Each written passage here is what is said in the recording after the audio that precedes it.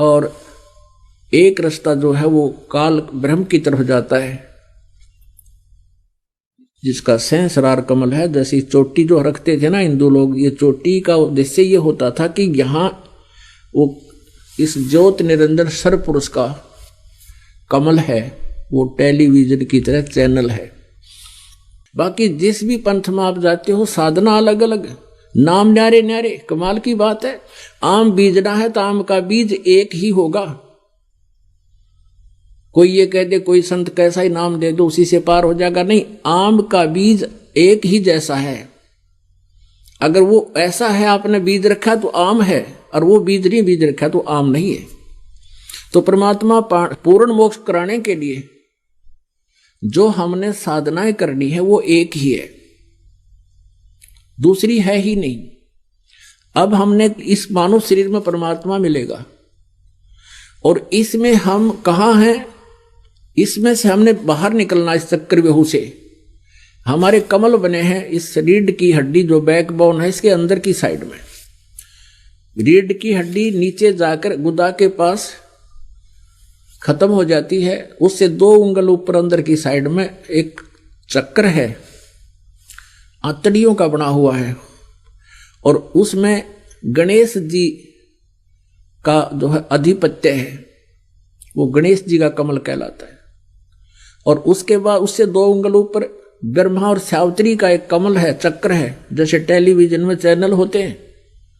उससे आगे नाभि के पीछे, ये नाभि जो आपको दिखाई देती है इसके बैक साइड में, और बैकबोन के अंदर साइड में, रीढ़ की हड्डी के अंदरली साइड, यहां एक चक्र है जिसमें विष्णु और लक्ष्मी जी का अधिकार है। का उसके मतलब ये समझो कि जैसे वो चैनल है उनका, कि भगवान विष्णु जी के लोक में क्या क्रियाएं हो रही हैं, कैसा वहां पर चल रहा है, तो आप उस टेलीविजन के चैनल की तरह उसको ऑन करके यहां देख सकते हो। और फिर हृदय कमल, ये दोनों सतनों के बीच में, यहां इस स्थान पर बैक बोन के अंदर की साइड में, यहां शिव और पार्वती जी का एक चैनल है, चक्र है। और यहां कंठ कमल में है, ये जो स्थान है इसके बैक में, जहां रीढ़ की हड्डी थोड़ी बैंड होती है, इससे पहले थोड़ा सा यहां दुर्गा का चैनल है। और फिर ऊपर आते हैं हम त्रिकुटी में, यहां एक कॉमन प्लेटफार्म है। यहां पर जैसे इंटरनेशनल एयरपोर्ट समझो, इस पे पूर्ण परमात्मा का भी वहां एक अलग से राजदूत की तरह एक अलग स्थान है। और फिर उससे न्यारा वहां पर रास्ते अलग अलग हो जाते हैं, और एक रास्ता जो है वो काल ब्रह्म की तरफ जाता है, जिसका सहस्रार कमल है। जैसी चोटी जो रखते थे ना हिंदू लोग, ये चोटी का उद्देश्य ये होता था कि यहाँ वो इस ज्योत निरंजन सर्वपुरुष का कमल है, वो टेलीविजन की तरह चैनल है। तो हमने यहां से जब जाना है, इन सभी भगवानों से जो है इनसे हमने सर्टिफिकेट लेना पड़ेगा कि तुम जा सकते हो। पहले हमारा मूल कमल जो है वो सबसे पहले वहां पहुंचेंगे। तो गणेश जी का जो हम भक्ति आपको दी है, इनका साधना दी है, एक मजदूरी दी है आपको। अब ये समझ लो कि उस साधना से आपके ऊपर जो भी न जाने कितने जन्म जन्मांतराओं के आपके यहाँ वो पाप संग्रहित हैं, और हमारे ऊपर ऋण है इन महापुरुषों का, तो वहां आप का जो चैनल है वो जब आप यहां से चलोगे तो आपको वो बाधा नहीं मिलेगी। वहां से परमात्मा जाएंगे, इस दास के रूप में आपके साथ होंगे, आपका अकाउंट सारा करवा के, और पहले से आपका रास्ता मार्ग क्लियर कराए पाओगे। अब चलो आगे को, आपको फिर त्रिकुटी तक कोई बाधा नहीं होगी। त्रिकुटी में आप तभी आ सकते हो जब आप नीचे के सभी अकाउंट क्लियर करके आओगे, नहीं त्रिकुटी में नहीं जा सकते। बेसिक बात बनाओ। तो कहने का भाव ये है कि हमने जब परमात्मा पाना है तो यहां ऐसे ये क्रिया करनी है। तो ये मंत्र जो आपको दिए जाते हैं, इन मंत्रों का जाप करके आपने ऋण मुक्त होना है, बस इतनी सी बात समझ लो। फिर त्रिकुटी पर पहुंचेंगे, वहां परमेश्वर मिलेंगे आपको इस दास के रूप में, और वहां आपको, आप जैसे गुरु जी को देखकर एक भावना बनी हुई है और ऐसी अंतिम सांस तक दृढ़ हो, घटे नहीं। गुरु जी दिखें, एक कसक न्यारी हो, दर्शन करूं, कहाँ से खड़े हैं, क्या कहाँ बैठे हैं, क्या कर रहे हैं, तो ऐसी आपकी तरफ वहां बनी रहेगी। क्योंकि यहाँ की रिहर्सल करवाई जा रही है कि जैसा आपका भाव इस दास के प्रति यहां बनेगा, ऐसा ही आपका फिर मृत्यु के उपरांत वैसा ही भाव में भावित रहोगे। तो वहां जाओगे, गुरु जी दिखेंगे, परमात्मा दिखाई देंगे इस दास के रूप में आपको, तो आप देखते ही वहां दौड़े जाओगे, गुरु जी वो खड़े सब वहां इकट्ठे हो जाएंगे, जो उस दिन गए होंगे यहां से, चाहे 10 हो, 20 हो, 50 हो, तो वहां खड़े होंगे। तो वहां जाओगे, प्रणाम करोगे, बैठ जाओगे। फिर परमात्मा आपको लेकर जाएगा इस धर्मराज के दरबार में कि हमारा अकाउंट क्लियर कर इनका सबका। तो वो जो सतनाम का जो जाप है आपका, आपको 7 नाम तो पहले दिए जाते हैं, 5 नाम तो ये इन यहाँ के भगवानों से हमने अपना ऋण मुक्त होना है, इनकी कमाई करके इनका कर्जे से मुक्त होना है, या कमाई इनको दे देंगे हम, ये हमें छोड़ देंगे। और जो 2 मंत्र हैं इसमें, फर्स्ट एंड लास्ट 7 मंत्रों में, ये परमात्मा की भक्ति पैरेलल करवाई जा रही है आपकी। ऐसा हो जाता है कई बार, क्योंकि ये साधना कर प्रथम मंत्र मिला है और किसी कारण से मृत्यु हो जाती है, तो उस प्राणी का मनुष्य जीवन तुरंत मिल जाता है उसको, तुरंत 1 साल के अंदर अंदर मनुष्य जीवन पाओगा वो, ये गारंटीड बात है।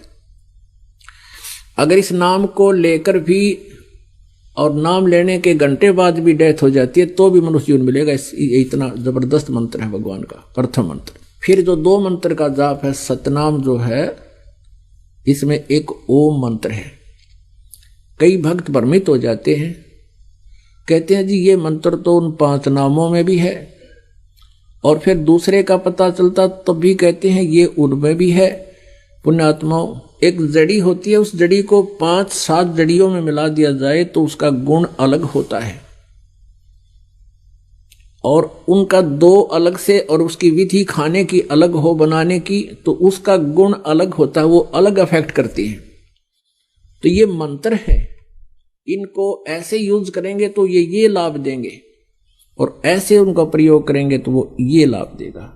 इतना समझना, भ्रमित ना होना, क्योंकि ज्ञान हमारे को था नहीं, अब ये ज्ञान मिला है तो अब हम वकील बन जाते हैं। अब यहाँ वकालत नहीं चलेगी आपकी, आपका समर्पण चलेगा। अब काल ने ये काम करना था कि पहले इन भ्रमित गुरुओं के पास भेज दिए तुम, और वहां आप श्रद्धा से बैठे रहे, कोई ऑब्जेक्शन नहीं था, उसने जो ज्ञान दे दिया वो सिरोधार्य किया।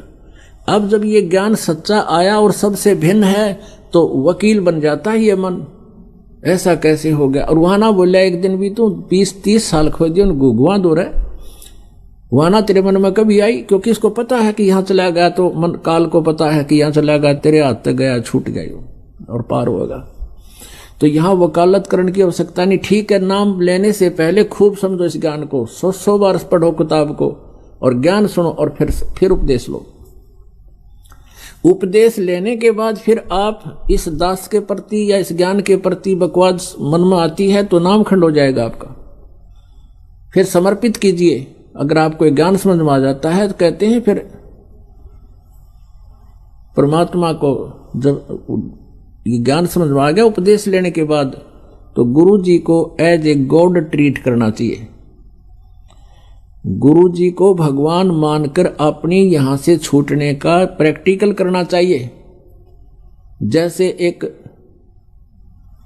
गणित का प्रश्न आता है ब्याज का, और उसमें यह कहा जाता है कि मूलधन ज्ञात करो। वो मूलधन तो करोड़ों रुपए का होता है, और उसमें सबसे पहला फार्मूला ये है, ये मानना पड़ता है, मान लो मूलधन 100 रुपये है। वो 100 रुपये मूलधन नहीं होता, लेकिन वो 100 रुपयों को मूलधन मानने बिना वो इक्वेशन सुलझा नहीं, वो प्रॉब्लम हल हो नहीं सकता, वो प्रश्न हल नहीं हो सकता। तो उसमें 100 रुपये मूलधन मानना पड़ेगा। उस 100 रुपये मूलधन से वो हमारा ओरिजिनल मूलधन मिल जाएगा आपको। यानी आपको, आप जी ने गुरु जी को ये मान करके आज हमारे सामने भगवान बैठे हैं। गुरु जी भगवान नहीं है, इस दास को अपनी सतिथि का पता है, लेकिन आप जी ने ये रिहर्सल करनी पड़ेगी ना, या बात आपकी कद्दे भी ना सुलझे। तो इस दास के स्थान पर भगवान होता तो आप कैसे ट्रीट करते? जिनको कुछ परमात्मा का पूर्व आभास है, पिछले जन्म के पुण्य है, वो तो आज भी उसी तरह हैं। लेकिन कुछ दिनों में जो नए नए आए हैं वैसे अपना मनमुखी साधनाएं कर रहे थे, तो उनको धीरे धीरे ये ऐसा अभ्यास हो जाएगा। तो ये सोच लो जैसे परमात्मा आए थे, 120 वर्ष बनारस में रहकर चले गए, और उसी को पाने की हम ट्राई करें, वो हमारे सामने बैठा। यदि हम उस दिन जब वो मालिक आए थे हम उनको भगवान मानकर स्वीकार कर लेते तो हमारे अंदर खरपतवार पैदा नहीं होते, बकवाद नहीं आती, और ना हम किसी की सुनते जो परमात्मा से दूर कर दिए उस समय हमारे कोई नकली अज्ञानी गुरुओं ने, और बता दिया कबीर तो अशिक्षित है, ये क्या जाने वेद और शास्त्रों को, ये संस्कृत भाषा नहीं जानता है, ये सब झूठ बोलता है। तो हमने यह मान ली इस बात को कि गुरु जी जो है कबीर साहब अशिक्षित हैं